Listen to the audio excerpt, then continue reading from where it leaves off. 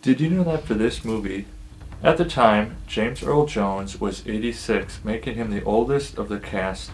He was 63 years old when he did the voice of Mufasa in the original The Lion King. So I will say off the bat that I have mixed feelings when it comes to live action adaptations of classic movies, especially movies I grew up with as a kid that really mean a lot to my childhood. I have higher expectations for movies like that, and I will say I did enjoy this version of The Lion King. It's not my favorite live action adaptation, but it is a good one. And I do have some good things to say about this. I also have some bad things to say about this, but I want to get into the good things first and save the bad things for the end. The thing in the movie that I like the most, and is usually the strongest part of this movie, is the CGI.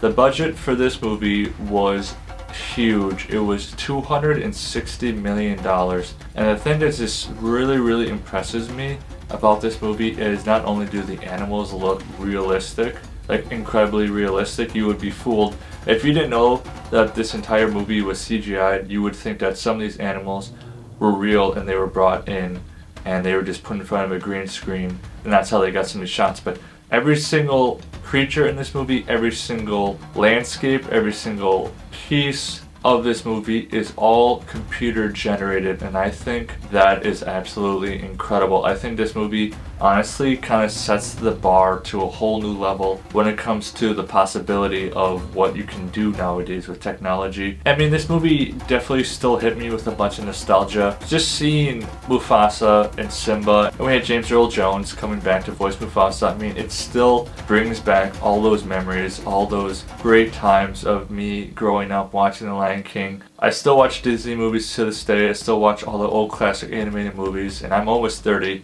and I don't think I'll ever stop watching those movies because they mean so much to me. But just seeing some of the scenes being recreated again, and just how I remember the first time seeing Pride Rock. I remember the first time that Simba watched his father die, and that scene definitely still traumatizes me to this day. That scene definitely still breaks my heart to this day. Live action does not make it any better, it actually makes it worse. It still hit me deeply seeing some of these scenes. And with live action adaptations, the directors and the producers are not always going to follow, the original exactly. Like I said, I'd say 90-95% of this movie is shot for shot. But there are extra scenes that are added in this movie, there were extra creative liberties that were taken. They changed a couple scenes in this movie. One of my favorite scenes that they changed was actually the live bait scene. Instead of doing the hula dance, Timon and Pumbaa did the scene from Beauty and the Beast, Be Our Guest, and I thought that was really funny, super creative. Sometimes I don't like when scenes are changed or things are added on that really don't add any more depth or any more intrigue to the movie, but in this case, that one change was really funny and really great. And then also a little thing I liked about this movie was we do know that it's in Africa, so a lot of the language that was sung, especially in The Circle of Life, is the Zulu language.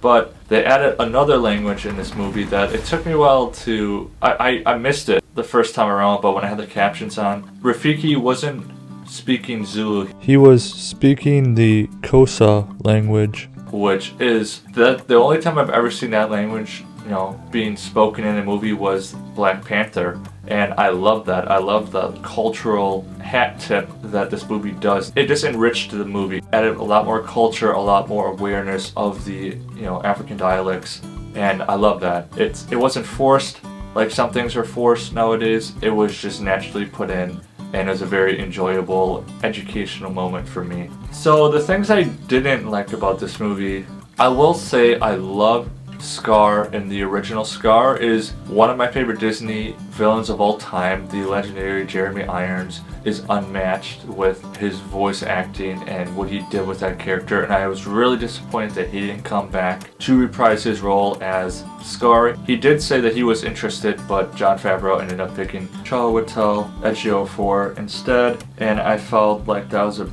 pretty big miscast, honestly. Chiwetel's voice just didn't scare me. He didn't have that menacing sound that Jeremy Irons had, as well as I just wasn't a fan of the Scar design either. I think it could have been a lot better. Overall, Scar was really underwhelming. And another underwhelming part about Scar's performance was my favorite song from the original The Lion King be prepared was very boring. It wasn't even sung. It wasn't even like the full production like in the original, and that's like one of my favorite moments in the movie. It was more spoken, except for like the last little bit was sung, and that just completely just let me down, disappointed me. I also felt like at times in the movie they rushed through certain scenes that didn't take as much time in certain scenes as they did in the original. Specifically, the scene where Simba discovers Mufasa's body and we have that whole heartbreaking scene with Simba. That scene was rushed. They cut a few seconds out of it that would have made the scene more impactful, and they kind of just rushed into Scar telling Simba to run away and all that. So that was shortened, but there were a few other moments in the movie that were drastically decreased in length versus the original, and it just, I wanted more. Like, I wanted them to do the entire scene because some of these scenes really meant a lot to me. There were certain movements by the creatures in this movie that you could tell like they weren't as fluid as an animated creature would be. Like, it's more realistic, and that I understand that. Like, it's hard to kind of imagine how a monkey would move or a lion would move when all you know is like how they would move in the original. But when they show like how the stampede was happening, or Rafiki was fighting off the hyenas, like, or even the fight between Scar and Simba at the end was underwhelming because there wasn't as much movement as the original. The original, it was crazy. Like, there was epic stuff, but it was dialed down for the live action, mainly because I think, you know, the budget had a big thing to do with certain things. So maybe they had to cut down on certain scenes because they didn't want to go over their budget, but the scenes that it seemed like they cut down and restricted the movements made the scene lackluster and was just not what I was hoping for. I don't really pay attention to the script for the most part. The only time a script may get my attention, you know, if it's really, really bad. I've seen The Lion King I don't know how many times in my lifetime, so I know the movie pretty much. I basically have it memorized.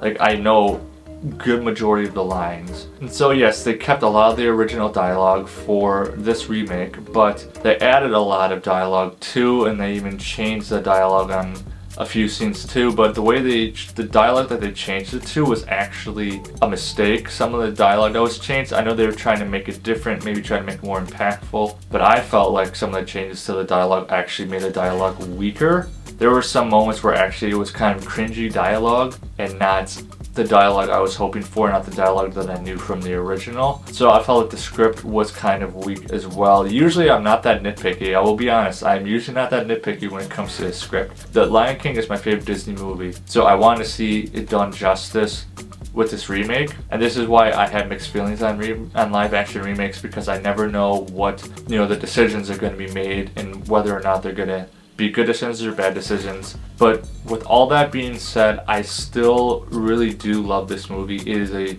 beautifully done movie that just brought back a lot of childhood memories, a lot of childhood feelings, and the music was still incredible. Hans Zimmer still at it, still bringing the heat, still just giving us some extraordinarily powerful music to go along with this movie. So for The Lion King, I'm going to give it a 6.5 out of 10 Mudflaps. And remember, leave me a thumbs up and drop in the comments below. Did you like this live action remake or not? See you next time.